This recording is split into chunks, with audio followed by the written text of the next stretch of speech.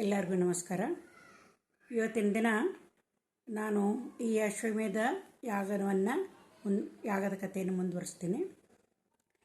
ಅಶ್ವಮೇಧ ಕುದುರೆ ಚಂಪಕಾವತಿ ನಗರವನ್ನು ದಾಟಿ ಮುಂದೆ ತನ್ನ ಪಯಣವನ್ನು ಪ್ರಾರಂಭ ಮಾಡ್ತೈತಿ. ಮುಂದೆ ಕೆಲವು ದಿನ ಹೋದ ನಂತರ ಹಾಗೆ ಅದರ ಪಯಣ ಮುಂದುವರೆದ ಇರ್ತೈತಿ. ಕೆಲವು ದಿನ ಹೋದ ನಂತರ ಕುದುರೆ ಏನಂತಂದ್ರೆ ಒಂದು ಕಡೆ ಹೋಗ್ತಾ ಇರ್ತೈತಿ. ಅಲ್ಲಿಗೆ ದಾರಿಗೆ ಅಡ್ಡವಾಗಿ ಒಂದು ಮರದ ಕೊರಡನೆಗೆ ಏನೋ ಬಿದ್ದಂಗೆ ಇರ್ತೈತಿ. ಕುದುರೆ ಅದ್ರ ಮುಂದೆ ನಿಲ್ತೈತಿ. ಅದನ್ನು ದಾಟಕ್ಕೆ ಆಗೋದಿಲ್ಲ, ಅಂದ್ರೆ ಅಲ್ಲಿ ನಿಂತು ಬಿಡ್ತೈತೆ ಅದು. ಅಂದ್ರೆ ಸೈನಿಕರಿಗೆಲ್ಲ ವಿಚಿತ್ರ ಅನಿಸ್ತೈತಿ.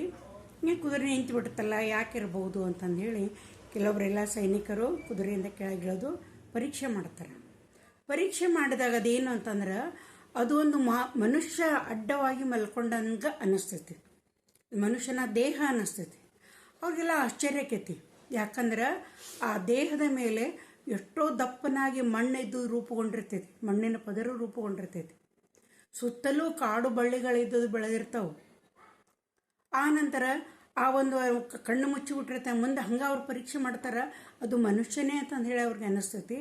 ಕಣ್ಣು ಮುಚ್ಚಿರ್ತೈತಿ, ಕೇವಲ ಉಸಿರಾಟ ಮಾತ್ರ ಇರ್ತೈತಿ.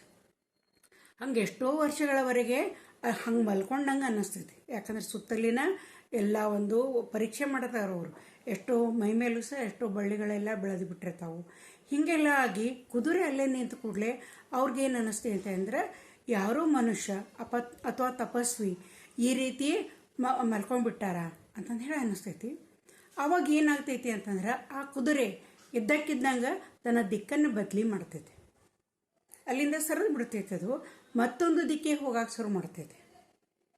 ಇವರು ಏನು ಮಾಡ್ತಾರಂತಂದ್ರೆ ಎಲ್ಲ ಸೈನಿಕರು ಆ ವಿಚಾರವನ್ನು ಬಿಟ್ಟು ಆ ಕುದುರೆ ಹಿಂದೆ ಮತ್ತವರು ಅದನ್ನು ಬೆನ್ನತ್ತಿ ಹೋಗ್ತಾರೆ.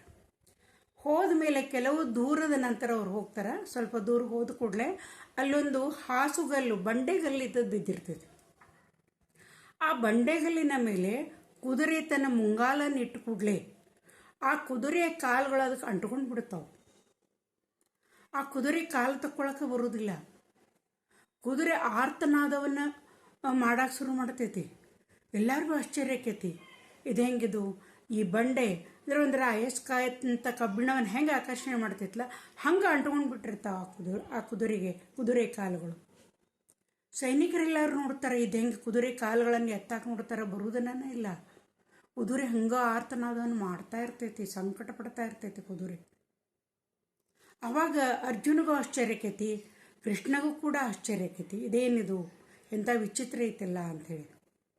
ಆಮೇಲೆ ಕೆಲವೊಬ್ಬರು ಸೈನಿಕರು ಏನು ಈ ರಾಕ್ಷಸರ ಮಾಯಾಜಾಲ ಐತೇನೋ ಅದು ಅಂತಂದು ಹೇಳಿ ಅವರು ವಿಚಾರ ಮಾಡೋಕೆ ಶುರು ಮಾಡ್ತಾರೆ.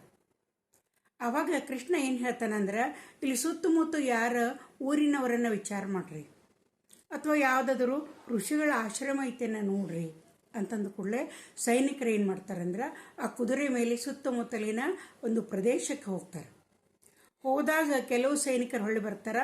ಅಲ್ಲಿ ಸಮೀಪದಲ್ಲಿ ಒಂದು ಸೌಬರಿ ಮಹರ್ಷಿಗಳ ಆಶ್ರಮ ಇದ್ದದ್ದಿರ್ತೈತಿ. ಅವರ ಆಶ್ರಮದಲ್ಲಿಯೂ ಕೂಡ ಅನೇಕ ವಿದ್ಯಾರ್ಥಿಗಳು ವಿದ್ಯಾಭ್ಯಾಸವನ್ನು ಮಾಡ್ತಾ ಇರ್ತಾರೆ.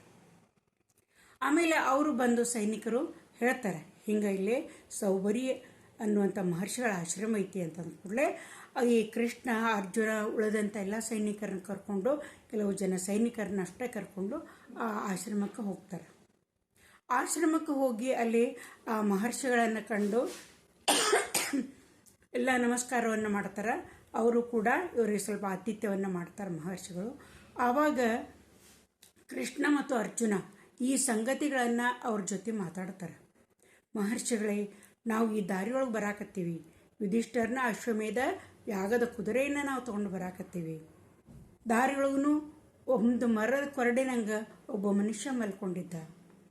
ಅವನ್ನ ಎಬ್ಸಾಕೆ ನೋಡಿದ್ರೆ ಎತ್ತಕ್ಕೆ ಆಗಲೇ ಇಲ್ಲ. 4-6 ಜನ ಎತ್ತಿದ್ರು ಅವನ್ನ ಎಬ್ಸಾಕೆ ನಮ್ಗೆ ಆಗಲೇ ಇಲ್ಲ. ಕುದುರೆ ತನ್ನ ದಿಕ್ಕನ್ನು ಬದಲಿ ಮಾಡ್ತು. ಇಲ್ಲಿ ಬಂದ ಕೂಡ ಇಲ್ಲೊಂದು ಬಂಡೆಗಳ ಮೇಲೆ ಆ ಕುದುರೆ ಕಾಲು ಅಂಟ್ಕೊಂಡಂಗೆ ಅನ್ಸಾಕತ್ತವು. ಇದೆಲ್ಲ ನಮಗೆ ಭಾಳ ವಿಚಿತ್ರ ಅನ್ಸಾಕತ್ತೈತಿ. ಏನಿದು, ಏನು ಕಾರಣ ಅಂತ ಅಂದ್ಕೊಳ್ಳೆ ಆವಾಗ ಆ ಸೌಬರಿ ಮಹರ್ಷಿಗಳು ಹೇಳ್ತಾರೆ, ಆ ಕಥೆಯನ್ನು ಹೇಳ್ತಾರೆ. ಇಲ್ಲ, ಕುದುರೆ ಏನು ಕಾಲನ್ನು ಅಂಟ್ಕೊಂಡೈತಲ್ಲ ಒಂದು ಬಂಡೆಗಲ್ಲೇನು ಬಿದ್ದೈತಲ್ಲ ಅದು ನನ್ನ ಶಿಷ್ಯ ಉದ್ದಾಲಕ ಅನ್ನುವಂಥ ಅವನ ಹೆಂಡತಿ ಚಂಡಿ ಅನ್ನುವಂಥವಳ ಒಂದು ಕಲ್ಲದು.